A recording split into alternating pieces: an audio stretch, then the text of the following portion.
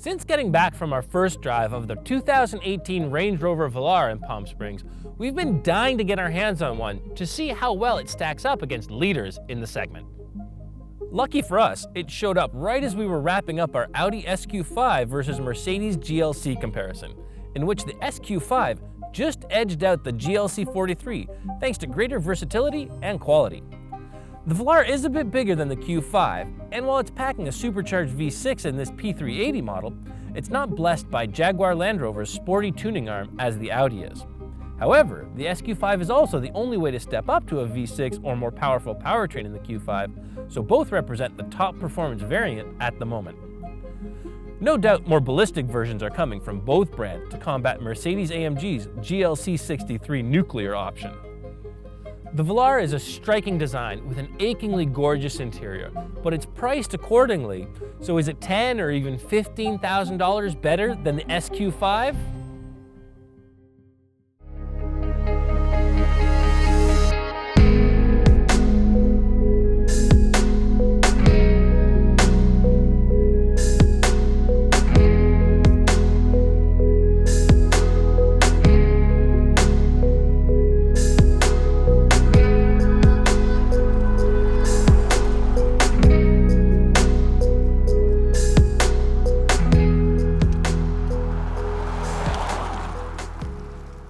When you first get in the SQ5 and drive around for a bit, it just seems like a comfortable, composed car to drive.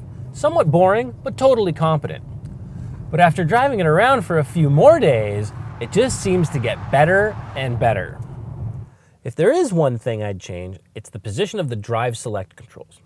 Now you could just keep it locked in dynamic or auto, or set individual up with your preferences.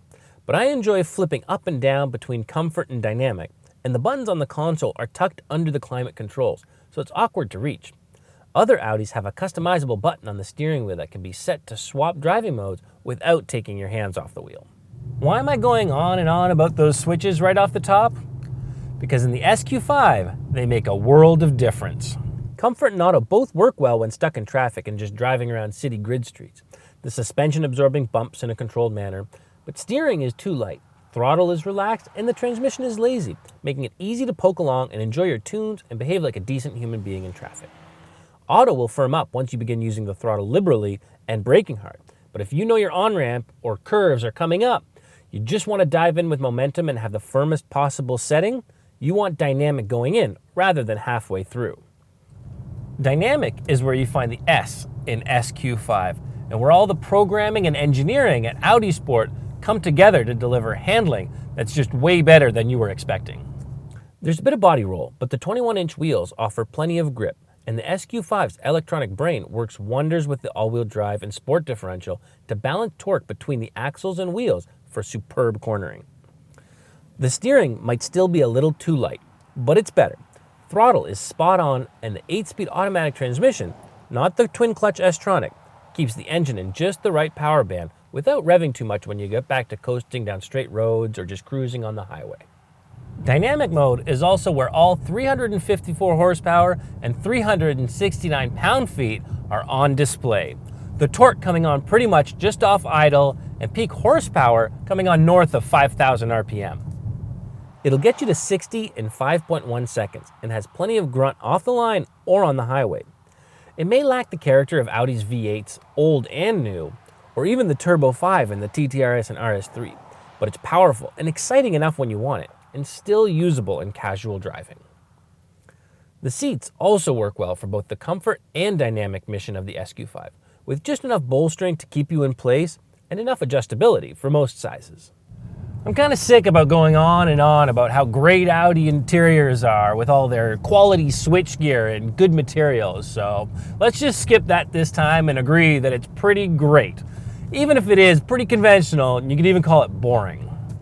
As mentioned, the Velar is bigger, 6 inches longer than the SQ5, but the wheelbase and height are within an inch or two.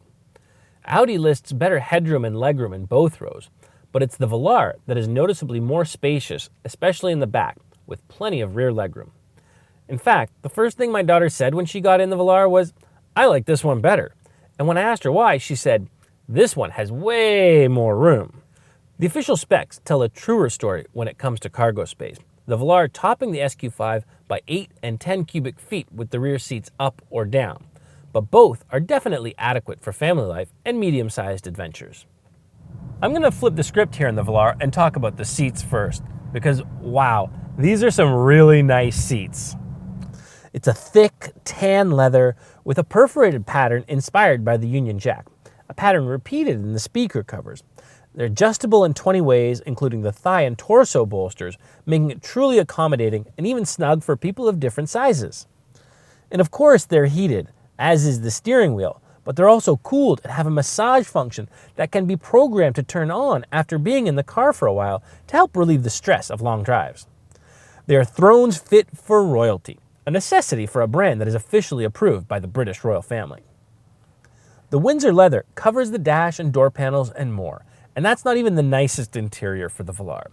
There's one with a synthetic ultra suede with premium textile, and that's even nicer, not just for being different, but that sure doesn't hurt. The rest of the interior is a match to the seats, with a slick, responsive touchscreen that tilts up a bit to make it easier to reach. It can also be adjusted at slightly different angles in the settings. The second screen below integrates a couple large dials whose function changes depending on the menu, controlling temperature, seat settings, or driving mode. The upper screen is reserved for audio, telephone, and navigation, while the lower screen is for seats, climate, vehicle dynamics, and some other settings.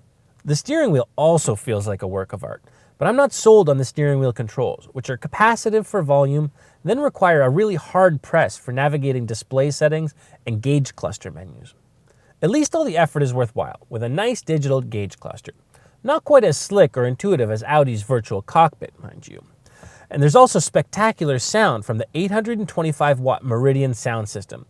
If you have another $3,000 to blow, you can bump that up to 23 speakers and 1,600 watts. The Velar strays a little bit more towards the SUV end of the spectrum than the SQ5, which is entirely forgivable considering how capable it is off-road.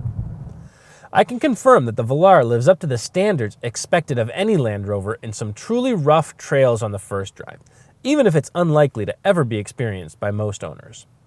What owners will appreciate daily is the power from the 3-liter V6, supercharged to the tune of 380 horsepower and 332 pound-feet of torque, well short of the SQ5's 369, and it comes on much later at 3,500 RPM.